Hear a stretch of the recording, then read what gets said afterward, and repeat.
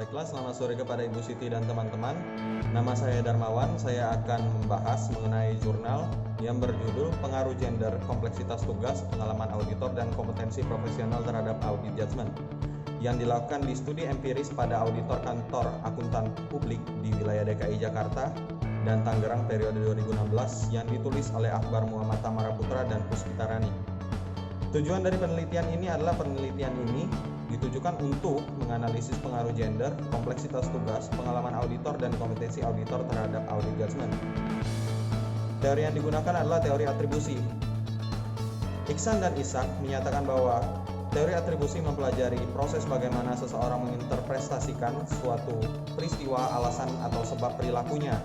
Terkait dengan teori ini dikembangkan oleh Fritz Heider yang berargumentasi bahwa perilaku seseorang ditentukan oleh kombinasi antara kekuatan interval yaitu faktor-faktor yang berasal dari dalam diri seseorang dan kekuatan eksternal yaitu faktor-faktor yang berasal dari luar seperti kesulitan dalam pekerjaan.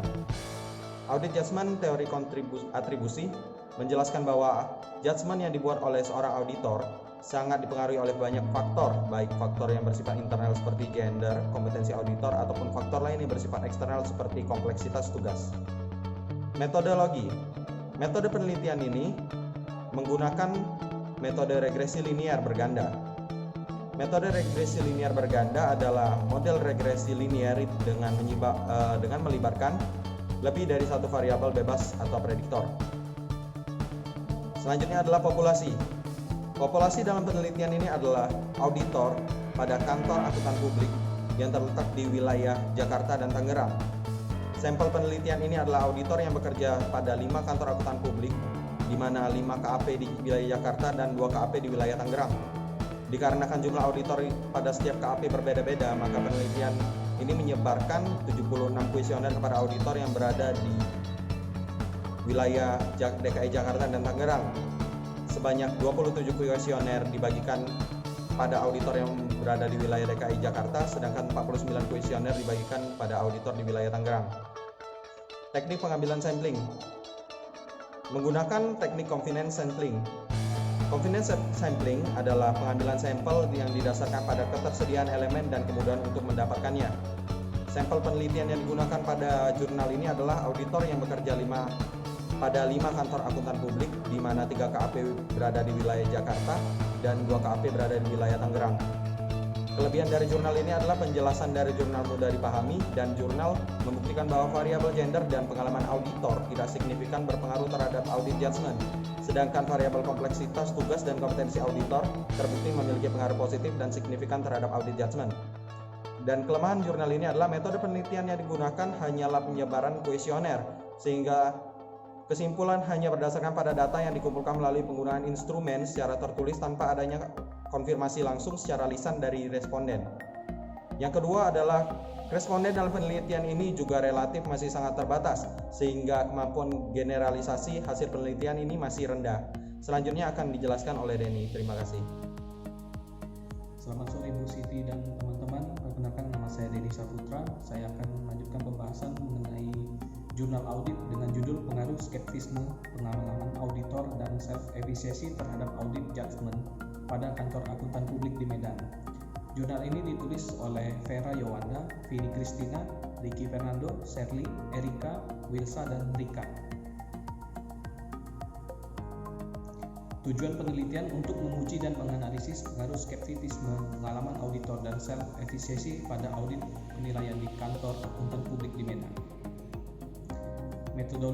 Metodologi yang digunakan populasi sampel dalam penelitian ini meliputi auditor-auditor pada kantor akuntan publik di Kota Medan sebanyak 23 KAP.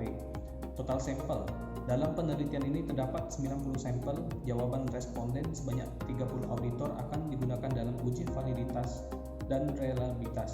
Sedangkan sisa responden sebanyak 60 auditor akan digunakan pada sampel penelitian. Teknik sampel. Penelitian ini menggunakan teknik purposive sampling. Pengujian hipotesis yang digunakan dalam penelitian ini adalah dengan menggunakan analisis regresi linear berganda. Hipotesis yang pertama, skeptisme berpengaruh terhadap audit judgment pada kantor akuntan publik di Medan. Hipotesis kedua, pengalaman auditor berpengaruh terhadap audit judgment. Yang ketiga, self-efficacy berpengaruh terhadap audit judgment. Dan yang keempat, skeptisisme, pengalaman auditor, dan self-efficacy berpengaruh terhadap audit judgment. Teori yang digunakan, yang pertama ada teori skeptisisme. Skeptisisme profesional auditor merupakan sikap atau attitude auditor dalam melakukan penugasan audit, di mana sikap ini mencakup pikiran yang selalu mempertanyakan dan melakukan evaluasi secara kritis terhadap bukti audit. Yang kedua, teori self-efficacy. Efikasi diri adalah kepercayaan individu akan kemampuannya untuk sukses dalam melakukan sesuatu. Yang ketiga, teori audit judgment merupakan suatu pertimbangan pribadi atau cara pandang auditor dalam menanggapi informasi yang mempengaruhi dokumentasi, bukti audit serta pembuatan keputusan pendapat auditor atas laporan keuangan suatu entitas. Kelebihan jurnal. Hasil analisis menunjukkan bahwa skeptisisme berpengaruh positif dan signifikan terhadap audit judgment. Hasil analisis menunjukkan bahwa self-efficacy berpengaruh positif dan signifikan terhadap audit judgment. Hasil analisis menunjukkan bahwa pengalaman auditor berpengaruh positif dan signifikan terhadap audit judgment. Yang keempat, meningkatkan kinerja audit judgment. Seorang individu dengan memiliki self-efficacy yang tinggi akan senantiasa lebih cenderung mempertimbangkan, mengevaluasi dan menggabungkan kemampuan yang diketahuinya sebelum pada akhirnya dia menentukan suatu pilihan. Kelebihan berikutnya, menjelaskan secara detail variabel yang dianalisis. Dan yang terakhir, jurnal mudah dipahami dan telah disusun berdasarkan kaidah penulisan jurnal. Kekurangan jurnal ini, penelitian ini menggunakan data primer yaitu kuesioner yang rawan rusak atau hilang, bahkan mudah dimanipulasi. Selanjutnya akan dilanjutkan oleh Cornelius. Sore Bu Siti dan teman-teman, saya Cornelius Kevin dan saya akan melanjutkan pembahasan jurnal yang berjudul Pengaruh Keahlian Auditor, Pengetahuan Auditor, dan Kompleksitas Tugas Terhadap Audit Judgment yang ditulis oleh Angel Gracia, Ince Kalanay, dan Since Rondonuwu.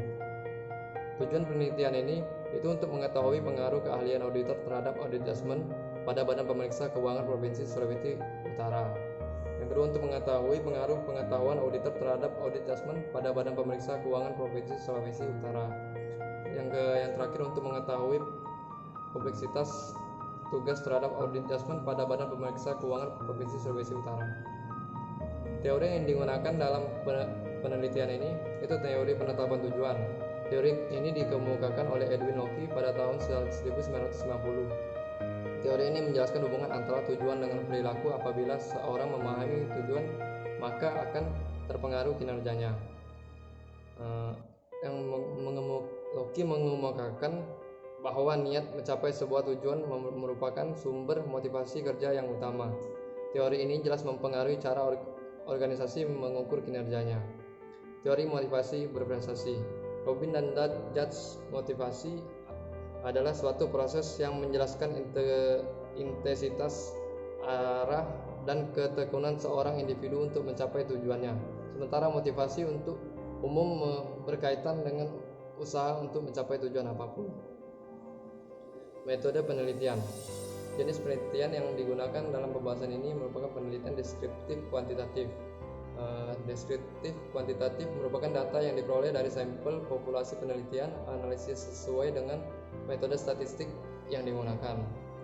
Populasi yang penelitian ini adalah auditor eksternal Badan Pemeriksa Keuangan BPK RI Provinsi Sulawesi Utara yang berjumlah 45 orang. Teknik pengambilan sampel yang digunakan itu teknik purposive sampling. Purposive sampling adalah suatu teknik sampling non-random sampling di mana peneliti menentukan pengambilan sampel dengan cara menetapkan ciri-ciri khusus yang sesuai dengan tujuan penelitian sehingga diharapkan dapat menjawab permasalahan penelitian. Teknik pengumpulan data itu menggunakan melalui metode angket, yaitu dengan menyebar data pertanyaan atau kuesioner yang telah disusun secara terstruktur dan mengacu pada variabel penelitian.